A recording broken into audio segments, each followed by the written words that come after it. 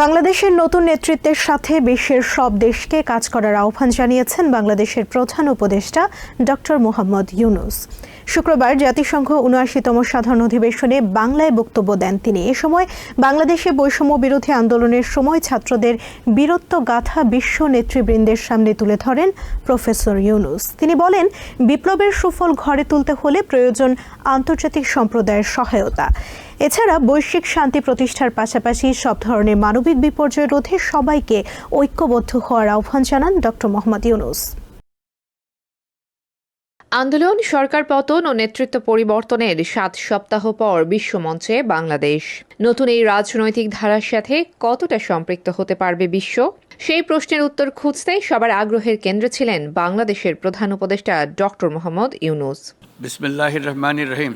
বক্তব্যের শুরুতেই তিনি নিজ দেশের রাজনৈতিক পরিবর্তন ও অন্তর্বর্তী সরকার গঠনের প্রেক্ষাপট তুলে ধরেন। বৈষম্য বিরোধী ও সরকার পতন আন্দোলনকে তিনি মনসুন রেভুলেশন উল্লেখ করে স্বাগত জানান তরুণদের।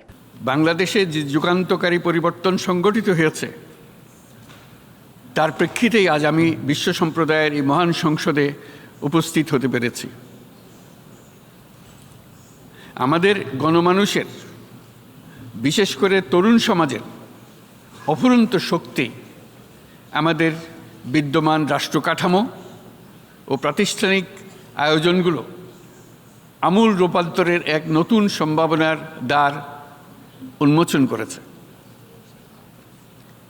আমাদের ছাত্র ও যুব সমাজের আন্দোলন প্রথম দিকে মূলত ছিল বৈষম্য বিরোধী আন্দোলন। পর্যায়ক্রমে তা গণ আন্দোলনের রূপ নিয়েছে। এরপর সারা পৃথিবী অবাক বিস্ময়ে দেখেছে কিভাবে সমগ্র বাংলাদেশের মানুষ একনায়কতন্ত্র, নিপীড়ন, বৈষম্য, অবিচার ও দুর্নীতির বিরুদ্ধে রাজপথ ও সামাজিক যোগাযোগের মাধ্যমে দৃঢ়ভাবে রুখে দাঁড়িয়েছিল। বক্তব্যে উঠে আসে বাংলাদেশের অর্থনৈতিক পরিস্থিতি। উন্নয়নশীল দেশগুলো থেকে পাচার হয়ে যাওয়া সম্পদ ফেরত আনার জন্য আন্তর্জাতিক সহযোগিতা জোরদারের উপর গুরুত্ব আরোপ করেন ইউনূস। এরকম এক অবস্থার দেশকে পুনর্গঠন এবং জনগণের কাঙ্ক্ষিত রাষ্ট্র ব্যবস্থা প্রতিষ্ঠিত করার জন্য আমাদের উপর দায়িত্ব প্রদান করা হয়েছে। অতীতের ভুলগুলোকে সংশোধন করে একটা প্রতিযোগিতামূলক ও শক্তিশালী অর্থনীতি এবং ন্যায়ভিত্তিক সমাজ ব্যবস্থা গড়ে তোলায় এই মুহূর্তে আমাদের মূল লক্ষ্য। বর্তমান পরিবর্তিত পরিস্থিতিতে সকল রাজনৈতিক দল এখন স্বাধীনভাবে তাদের মতামত প্রকাশ করতে পারছে। যে সব ব্যক্তি বা প্রতিষ্ঠান রাষ্ট্রীয় কাজ ও সিদ্ধান্ত গ্রহণ করার প্রক্রিয়ায় সম্পৃক্ত, তাদের প্রত্যেকের জবাবদিহিতা নিশ্চিত করাই আমাদের অগ্রাধিকার। ইসরায়েল প্যালেস্টাইন সংঘাত, ইউক্রেন যুদ্ধ, জলবায়ু পরিবর্তন সহ বৈশ্বিক স্বার্থ সংশ্লিষ্ট বিষয়গুলো নিয়ে কথা বলেন ইউনূস। বিশ্বব্যাপী সাধারণ মানুষের মুক্তি ও গণতান্ত্রিক আকাঙ্ক্ষাকে বাস্তবের রূপ দিতে বিশ্ব সম্প্রদায়কে নতুন বাংলাদেশের সাথে নতুনভাবে সম্পৃক্ত হওয়ার আহ্বান জানান। আমাদের মুক্তি ও গণতান্ত্রিক আকাঙ্ক্ষাকে বাস্তবে রূপ দিতে আমি তাই আজ বিশ্ব সম্প্রদায়কে আমাদের নতুন বাংলাদেশের সঙ্গে সম্পৃক্ত হওয়ার উদাত্ত আহ্বান জানাচ্ছি। বিশ্ববাসীর উদ্বেগ এবং নিন্দা সত্ত্বেও গাজায় গণহত্যা থামছে না। আর ফিলিস্তিনের মতো বিদ্যমান বাস্তবতা কেবল আরব কিংবা মুসলমানদের জন্যই উদ্বেগজনক নয়, বরং তা সমগ্র মানব জাতির জন্যই উদ্বেগের বিষয়।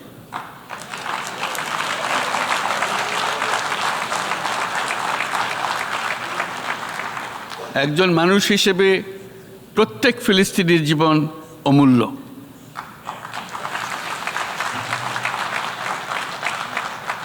ফিলিস্তিনের জনগণের বিরুদ্ধে যে মানবতা বিরোধী অপরাধ হচ্ছে তার জন্য সংশ্লিষ্ট সকলকে দায়বদ্ধ করতে হবে।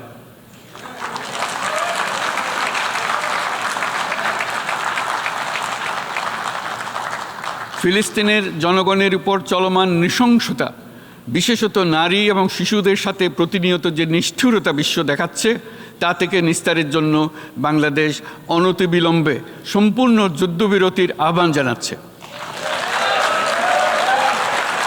রোহিঙ্গাদের নিরাপত্তা অধিকার নিশ্চিত করে তাদের নিজ ভূমি রাখাইনে ফেরত পাঠাতে কূটনৈতিক তৎপরতার উপর জোর দেন প্রধান উপদেষ্টা।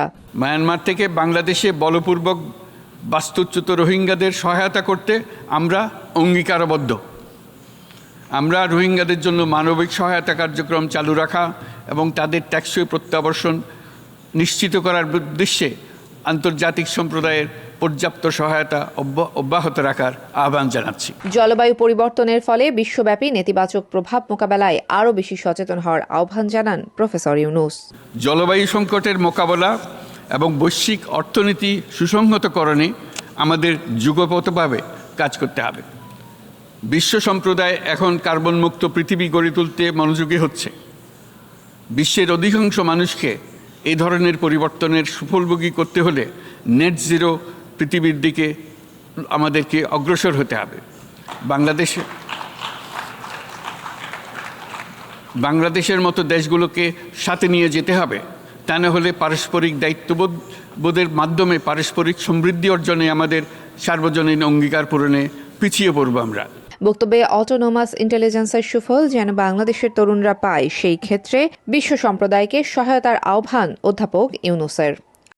বিশ্ব দরবারে বাংলাদেশের সংগ্রাম আর সাফল্যের গল্প তুলে ধরেন ডক্টর মোহাম্মদ ইউনূস। সেই সাথে বৈশ্বিক সংকট মোকাবেলায় সব দেশকে ঐক্যবদ্ধভাবে কাজ করার আহ্বান জানান তিনি। ডক্টর মোহাম্মদ ইউনূসের বক্তব্যে ইসরায়েল প্যালেস্টাইন ও রোহিঙ্গা ইস্যুসহ নানাবিধ মানবিক বিপর্যয় সংক্রান্ত ইস্যুগুলো গুরুত্ব পায়। তাহিয়া রুবাইয়াত অপলা, TVN 24, new York. New York থেকে সম্প্রচারিত টিভিএন 24 টেলিভিশন বিশ্বজুড়ে বাঙালির কণ্ঠস্বর।